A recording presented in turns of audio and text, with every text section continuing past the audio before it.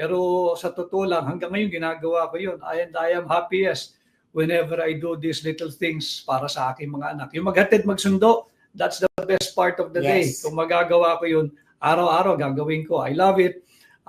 Yung duty na yan. And at the end of the day, kahit ano pang ginagawa ko, alam ito, ng mga kasama natin ngayon, Marlica, sa kampanya. At the end of the day, lagi ko sinasabi sa kanila, at the end of the day, I'm just a father to my children and a husband to my lovely wife. At wala nakakahiya doon dahil buong-buong aking pamilya at masaya ako sa aking pamilya.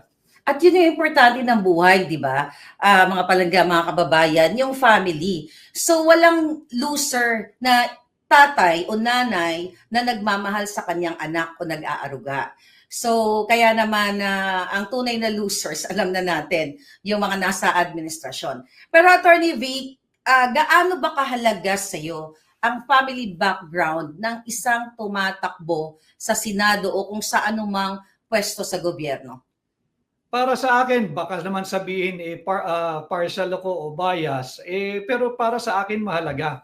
Dahil doon mo makikita yung direksyon ng isang tao kung siya ay maluluklok sa anumang pwesto ng gobyerno, kung solid yung kanyang pundasyon sa pamilya.